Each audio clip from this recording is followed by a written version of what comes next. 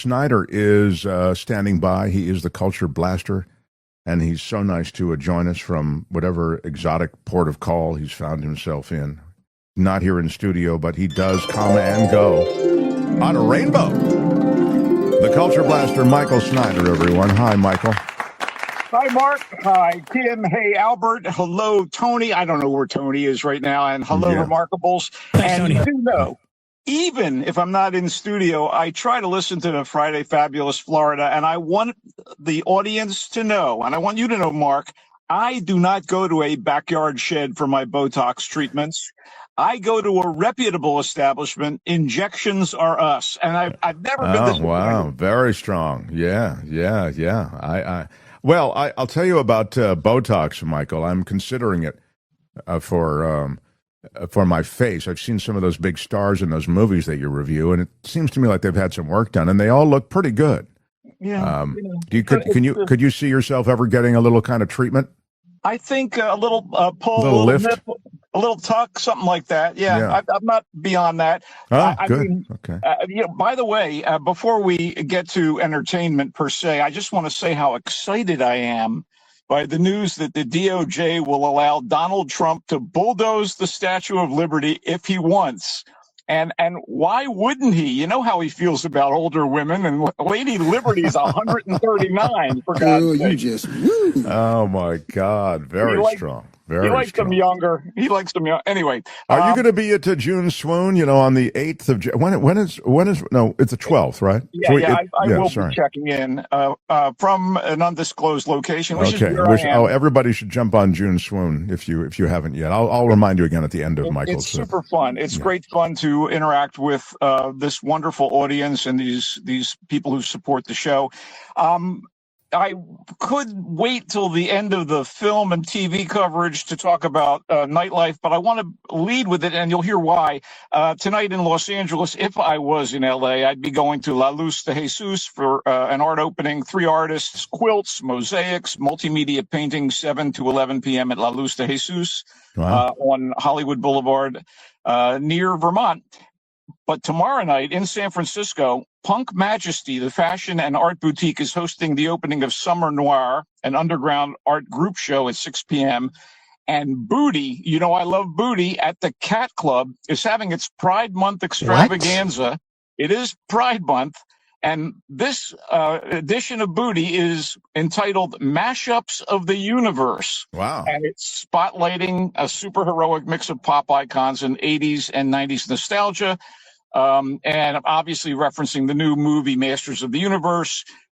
Producer and founder and hostess Adriana A. and DJ Time will be in the main room. There'll be a live guitar mashup thing from DJs Dada and Jimmy G, drag performances by the Queens of the Monster Show Ensemble. I can't miss that. But speaking of things, it's Kim's birthday tomorrow night. Maybe you want to go to would you like to go to a monster drag show or what was the other thing, Michael? Bring Kim in. Well, she could come to the art opening. Anything she wants to do. But Kim, you want to go? You could go to any number of these things in San Francisco. Would you ever consider that? I would consider it. Yes. If she thinks I'm driving to Petaluma with gasoline costing the way it is, she is mistaken. But happy birthday, Kim. Okay. Movies.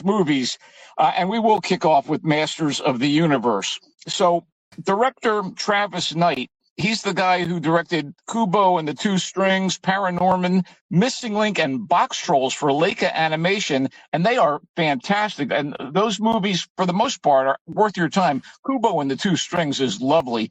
This guy also directed Bumblebee, the only really good Transformers movie, and he's in charge of the latest live-action version of Masters of the Universe. For those who don't know, Masters of the Universe was a Mattel toy line that became an animated TV success in the 1980s and has just kept being revived over the decades. And, for the record, I was never a fan. It all seemed pretty silly. There's this beefy, blonde, sword-wielding hero named He-Man, which always made me think of the He-Man Woman Haters Club in the Little Rascals shorts. And I was like, you're really calling this guy He-Man? There's a cackling, skull-faced villain named Skeletor. I mean, it could have only been more obvious if they called the bad guy Skeletor. I just thought, this is not for me. This is, downright infantile. It's for kids.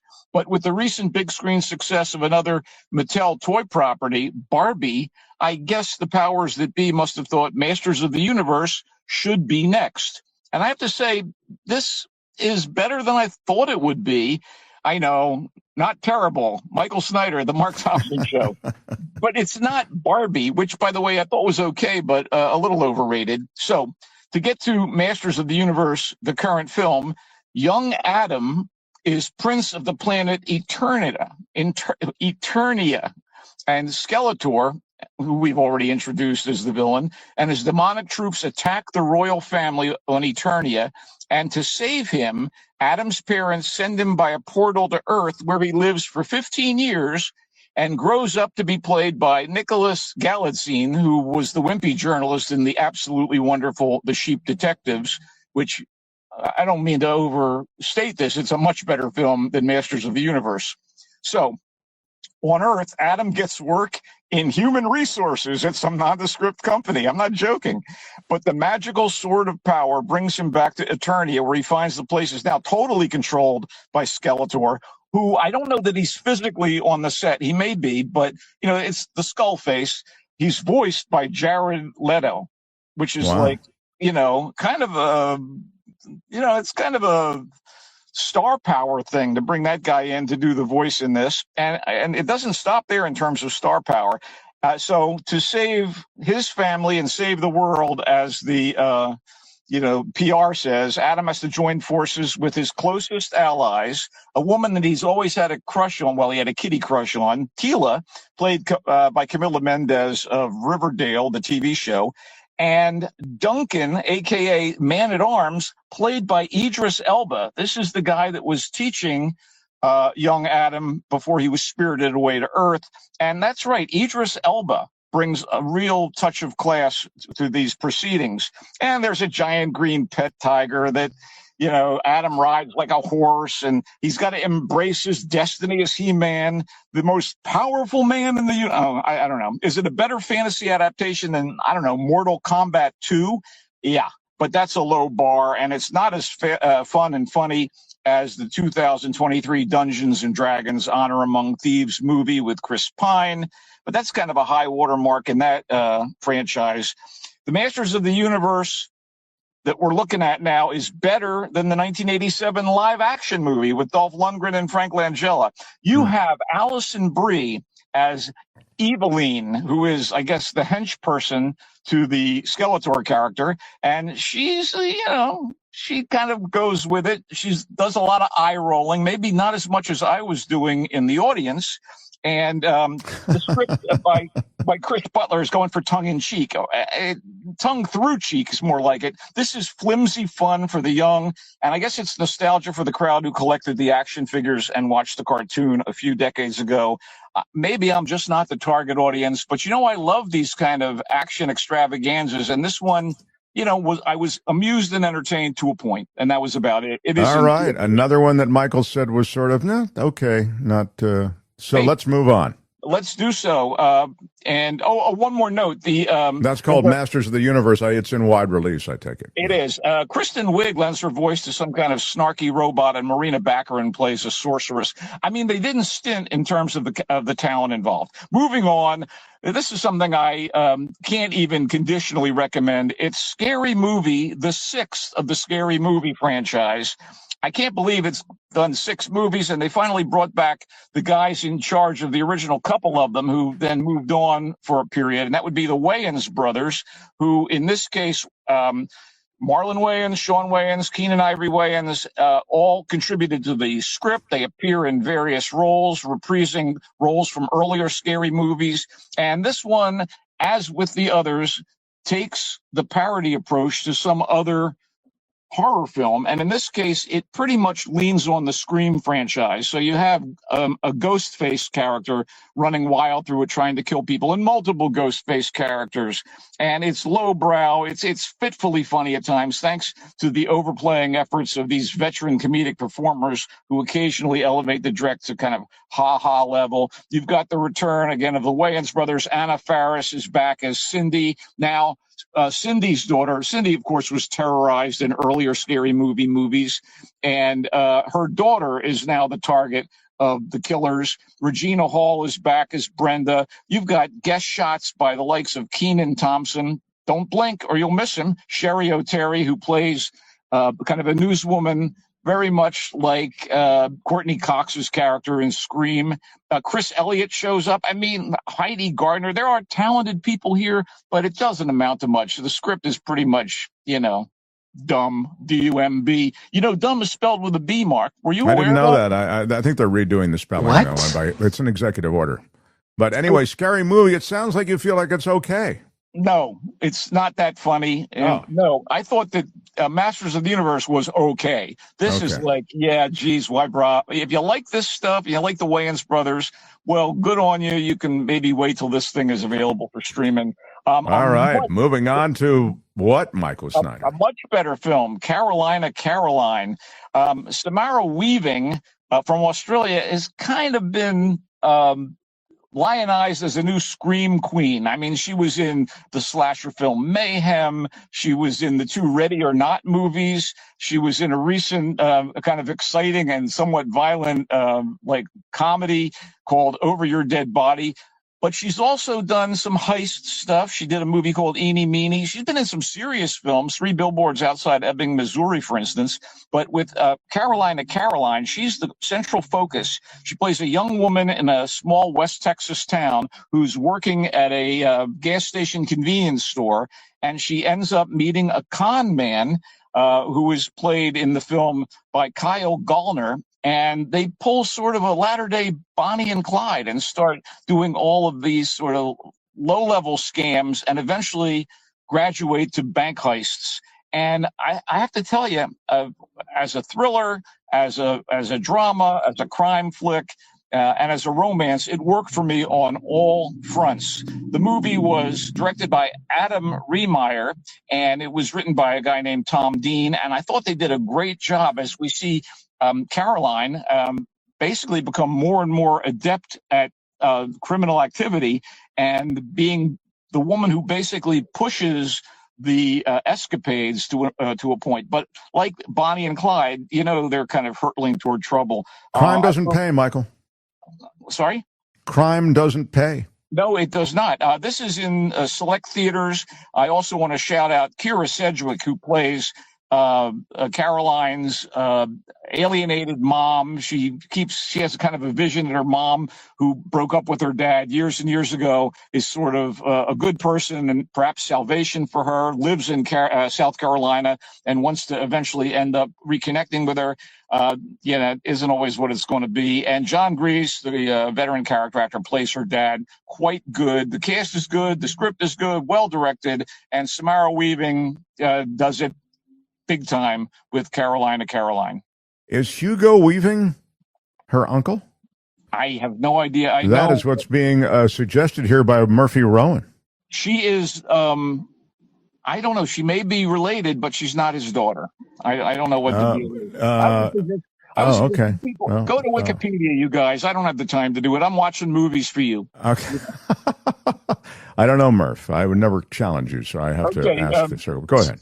Seven Snipers is another kind of action thriller, and it was pretty good. And even though the other movie, Carolina, Caroline, is set in America and features an Aussie actress playing a Texas gal, Seven Snipers is set and legitimately features Australian actors. It's set in Australia. It's about a sniper and her daughter who are on a farm in a, kind of not the outback per se, but the Australian countryside. And it turns out that this sniper, played by Radha Mitchell, has a kind of dangerous past, and it's going to catch up to her as a warlord, played by Tim Roth, of all people, has it in for her and is going to get her if he can track her down. So she has to pull in some of her former colleagues from their Black Ops unit to try to protect her and the kid. And it's pretty exciting. Directed by Sandra Scabaris and written by Andrew O'Keefe. And Mitchell's great.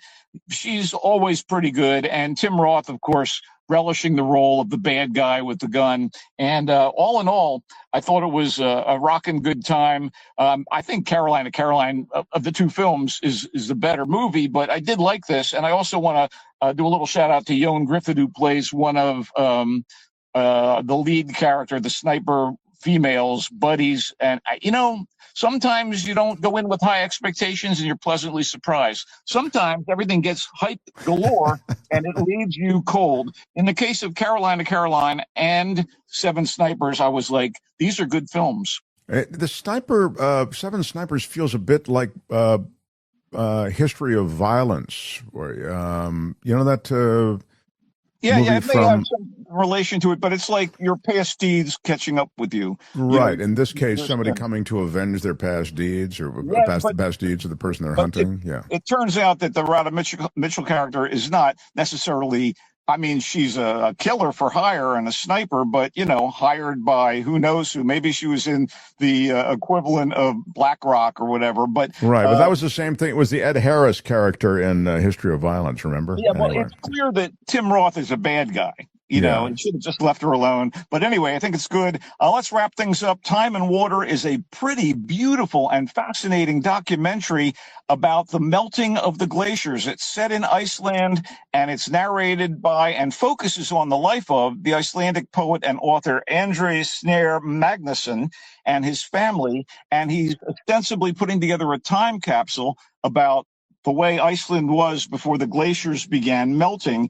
And he speaks to his relatives, his grandparents. He shows home movies of his kids and other members of his family. And there's a lot of beautiful footage about the global warming that is basically destroying the ice cap and the glaciers. And we see it not necessarily in real time, but the beautiful terrain of Iceland is on display. The northern lights are blinking, and we see this beautiful and emblematic piece of this country melting away before our eyes. The director of this thing, Sarah Dosa, has done a couple other similar films, Fire of Love, I think about a couple that were fascinated by volcanoes, Audrey and Daisy, about two young women who were both victims of sexual assault and coping with the aftermath of it. She's a good director. Dosa is, and I think Time and Water is a lovely film, and it's timely considering what we're confronting as Earth becomes increasingly perilous because of what man has done to it, Do I ever know? This is in Icelandic, or what is the language? No, it's in English. Narration is in English. And of course, there are sequences in the Icelandic tongue which are subtitled. This is, again, in limited release, but I think it's going to play well on Nat Geo. It's going to eventually end up, it's a National Geographic documentary. And Time and Water is what it's called. Fascinating documentary about the melting of glaciers. Really, it sounds intriguing and well done. Seven Snipers, the sniper female. And why can't women be snipers just like the guys? This one is. She's Australian, and her past has come back to haunt her. Michael liked it. Said it's got a lot going on. Solid. Recommends it. Solid. It's in wide release? No, it's in limited release. Caroline is the Samara Weaving offering. She plays a young woman in a small Texas town, meets a con man. They become a kind of Bonnie and Clyde pairing, heists. It works on all fronts. Michael says he likes it. That's his pick. Yeah. Carolina, excuse me. That's my favorite movie of the week, I would think. Carolina is in limited release. Yes.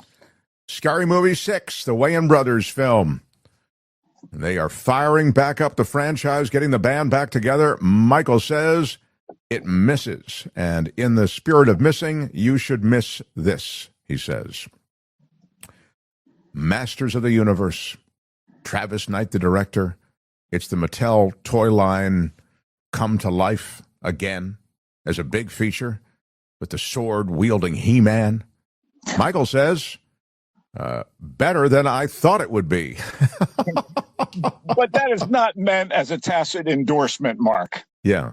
It's Skeletor attacking Eternia and Nicholas, what is it, Galaxine? He has to flee. He's Adam, flees to Earth for 15 years, and all of the madness ensues. Idris Elba's in it. There are a bunch of other people in it. And Michael says, doesn't matter who's in it, Masters of the Universe doesn't really make it. And not for me. I'm thinking about Scary Movie and the fact that they're trying to do comedy based in horror. And all I can say is there's a TV show right now that does it right. And that TV show is called Widow's Bay on Apple TV. And I just want to give a little love to Widow's Bay. Comedy and horror can go together like the sweet and savory ingredients in an entree, So it doesn't sound expected, but it works.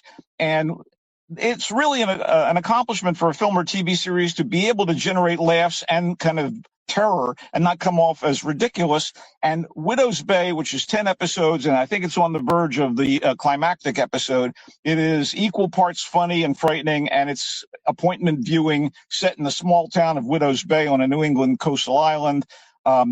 The show is launched by the local mayor who wants to boost tourism in the area, but he doesn't reckon with the fact that there's all this supernatural stuff going on. It starts really turning the place upside down, and it's really impressed me. And the cast is so good. Matthew Rhys from The Americans and Perry Mason plays the mayor, and single dad Tom Loftus, and everyone's skeptical of what he's doing.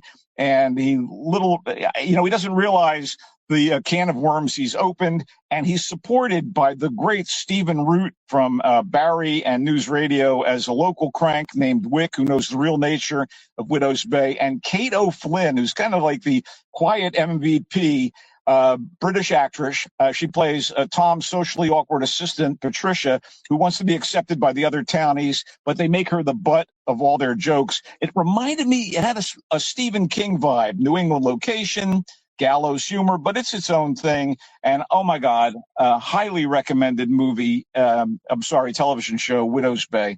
Yeah. Wow. He really likes it. Widow's Bay is on Apple TV. Well, Michael, you've covered a lot. You've covered it all. You've been even giving Kim some things she can do this weekend, celebrating her big birthday. I mean, we'll all celebrate her birthday the way that we do in our individual lives, but you've given her real, concrete suggestions, and I give you a lot of credit for that.